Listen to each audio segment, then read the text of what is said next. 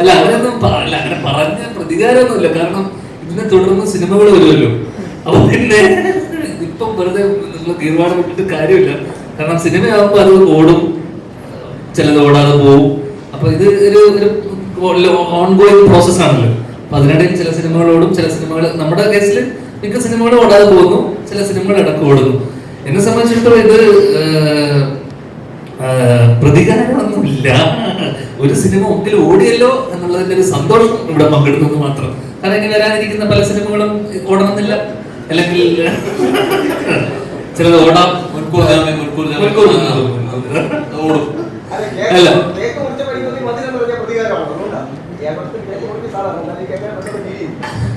ചുമ്മാ അല്ല അങ്ങനെയല്ല, ഇതൊക്കെ വല്ലപ്പോഴും കിട്ടുന്ന അനുഭവങ്ങളാണല്ലോ. കേക്ക് മുറിക്കുക, success celebration, success press meet. ഇപ്പൊ അടുത്ത് പ്രിൻസിന്റെ സക്സസിന് വരാൻ പറ്റി, അതിനെ തുടർന്ന് വീണ്ടും ഒരു കുഞ്ഞു സക്സസ്. അപ്പൊ എന്തായാലും സന്തോഷം, അത്രേ ഉള്ളൂ.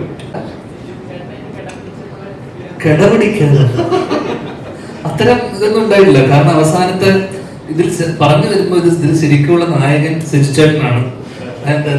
ഈ പേര് മാത്രമേ ഉജ്ജ്വലെന്നുള്ളൂ.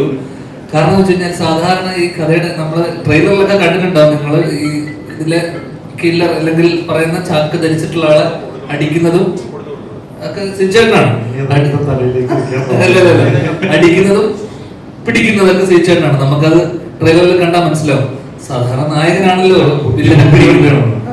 ശക്തി മാത്രമേ ഉള്ളൂ, ബുദ്ധി അല്ല ശാരീരികമായിട്ട് എനിക്ക് നേരിടാനുള്ള ഇതില്ല, കായികമായിട്ട് ഒരാളെ നേരിടാനുള്ള ഇതില്ല. അതിനു വേണ്ടിയിട്ട് സിജുചേട്ടൻ. അപ്പം സ്വാഭാവികമായിട്ടും നായകനാണ് വില്ലനെ പിടിക്കുന്നതും, അതേ നായകൻ തന്നെയാണ് വില്ലനെ അടിച്ച് ഒതുക്കി കൊണ്ടുവരുന്നത്. അങ്ങനെ പറഞ്ഞു വരുമ്പോൾ സിജുചേട്ടനാണ് ഇവിടുത്തെ നായകൻ.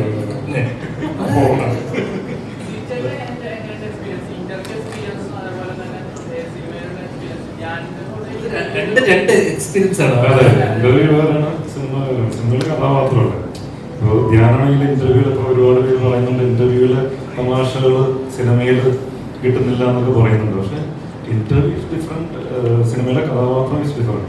അപ്പോൾ അവിടെ ഇതിനിടയിൽ കുറെ പേര് ഇത് ഭയങ്കര കോമഡി പടമാണെന്ന് വിചാരിച്ചു കുറെ ആൾക്കാരുണ്ട്.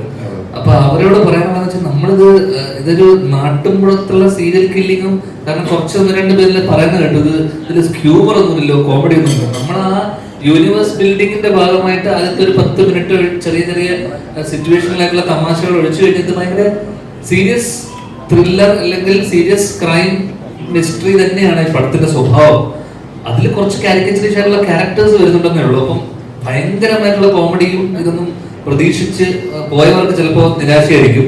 കാരണം ഇതൊരു കോമഡി പടമല്ല. ഒരു പോയതിനു ശേഷം സെക്കൻഡ് ഹാഫൊക്കെ അത്യാവശ്യം ത്രില്ലർ സ്വഭാവമുള്ള അല്ലെങ്കിൽ ഇൻവെസ്റ്റിഗേറ്റീവ് സ്വഭാവമുള്ള സിനിമയാണ്. അതൊന്നും എടുത്ത് പറയണം തോന്നി. അത്ര ഇത് എന്നെ വെച്ച് ചെയ്യുന്ന ആൾക്കാർക്കാണല്ലോ ചലഞ്ചിങ്. അപ്പൊ അവരോട് ചോദിക്കണം, എനിക്ക് എല്ലാ റോളും ഒരുപോലില്ലേ? എടാ ധ്യാൻ വിളിച്ചിട്ട് ഇവിടെ എത്തുമ്പോ ധ്യാൻ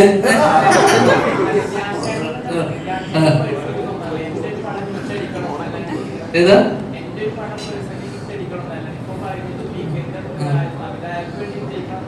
അതെ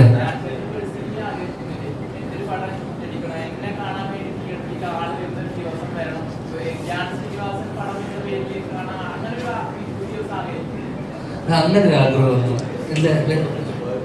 അല്ലല്ല ചോദിച്ചാൽ കറക്റ്റല്ല. അല്ല എനിക്ക് അങ്ങനെ സത്യമായിട്ടും, കാരണം ഇങ്ങനൊരു സിനിമ ഒരു കഥ വരുമ്പോൾ അവര് വളരെ പാഷനേറ്റ് ആയിട്ട് അവര് സ്ലിം ഗുഡ്സ് എന്നൊക്കെ പറഞ്ഞ് ഇൻസ്റ്റിറ്റ്യൂട്ടിൽ നിന്നൊക്കെ പാസ് ഔട്ട് ആയി അവർ ആദ്യമായിട്ട് നമ്മുടെ അടുത്തൊരു കഥയായിട്ട് വരുന്ന സമയത്ത് നമ്മൾ കാണുന്നത് അവരുടെ ഒരു പാഷനും അല്ലെങ്കിൽ അവരെ കൂടെ നിൽക്കുക എന്നുള്ളതാണ്. ആസ് ആക്ടർ ഞാൻ പൊതുവേ ചെയ്യുന്നത് ഈ പറഞ്ഞ പോലെ ഡയറക്ടേഴ്സിന്റെ കൂടെ നിൽക്കുക, അവരുടെ ഒരു കൺവിക്ഷനിലൂടെ നിൽക്കുക. അപ്പൊ അവരുടെ ഈ എന്റെ സന്തോഷത്തിനപ്പുറം ഐ എം ഹാപ്പി ഫോർ ഈ രണ്ട് ഡയറക്ടേഴ്സ് അല്ലെങ്കിൽ പുതിയ ന്യൂ ഏജ് അവർ പുതിയ ഡയറക്ടേഴ്സാണ്. അപ്പൊ നമ്മൾ കുറച്ച് വർഷമായിട്ട് ഇവിടെ സക്സസും പലപ്പോഴുള്ള സക്സസ് ആണെങ്കിൽ പോലും അതൊക്കെ നമ്മൾ കണ്ടുവരുന്നുണ്ടല്ലോ. അപ്പോൾ ആണ് പേഴ്സണലിനോട് എനിക്ക് ഭയങ്കരമായിട്ട് ഈ വലിയൊരു സക്സസ് ഒന്നും ഞാൻ ആഗ്രഹിക്കുന്നില്ല, പ്രത്യേകിച്ച് അഭിനയത്തിന്റെ കാര്യത്തിൽ. ഞാൻ മേബി സംവിധാനമൊക്കെ ചെയ്യുന്ന സിനിമയൊക്കെ വരുന്ന സമയത്ത് അതിന് അതിലാണ് എനിക്ക് ലവാക്ഷനൊക്കെ ചെയ്ത സമയത്തൊക്കെ ആയിരുന്നു എനിക്ക് ഫസ്റ്റ് ദിവസം പടമിറങ്ങുന്നതിന് മുന്നേ ടെൻഷനൊക്കെ ഉണ്ടായിരുന്നത്.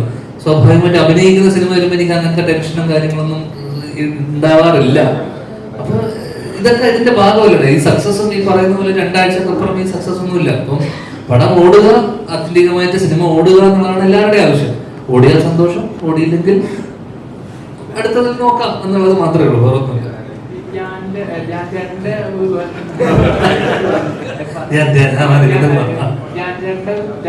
ഒരു നടനുണ്ടെന്ന് കണ്ടത് ആദ്യം വിനീതേട്ടനായിരുന്നു. അത് പ്രൂവ് ചെയ്തത് വർഷങ്ങൾക്ക് ശേഷം കണ്ടതാണ്. തുടരെ എല്ലാ പടത്തിലും ഞാന്റെ പടം ഞാൻ അഭിനയിച്ചുകൊണ്ട് ഈ പടം മോശമാവുന്നില്ല. പക്ഷെ ഞാൻ ഇത്രയും പടങ്ങൾ ചെയ്തു.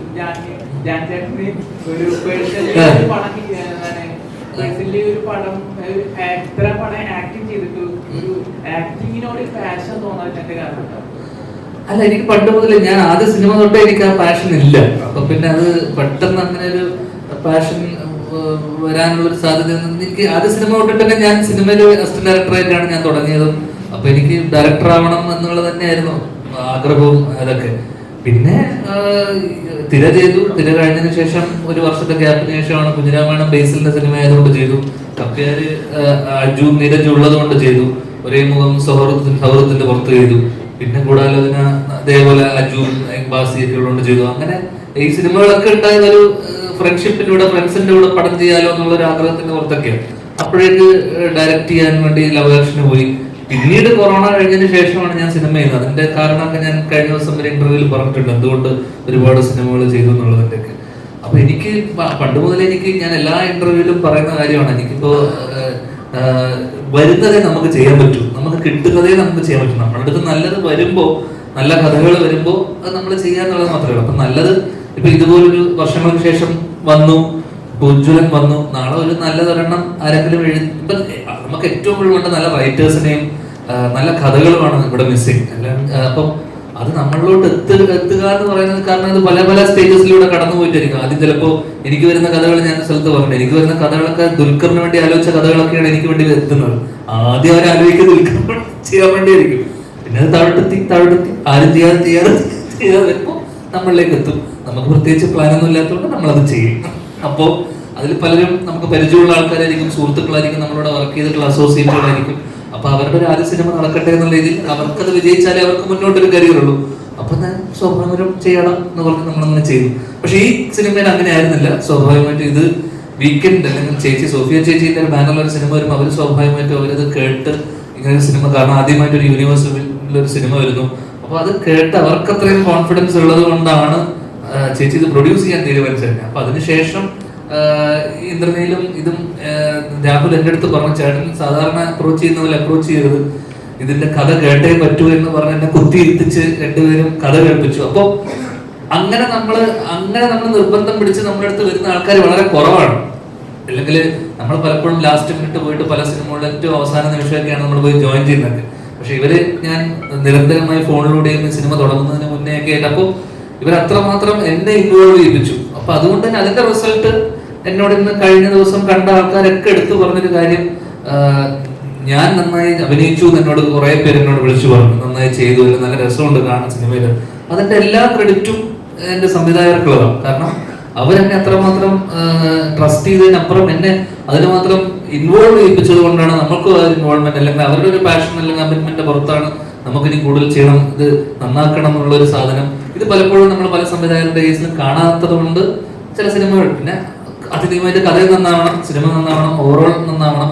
ഇത് എല്ലാ ക്രെഡിറ്റും നമ്മുടെ അഭിനയം അല്ലെങ്കിൽ നമ്മുടെ എല്ലാവരുടെയും ഇതിന് എന്താ പറയുക നന്നായിട്ടുണ്ട് എന്ന് പറയുമ്പോൾ അതിന്റെ കാരണം ക്രെഡിറ്റ് മൊത്തം നമ്മുടെ സംവിധായകർക്ക് തന്നെ.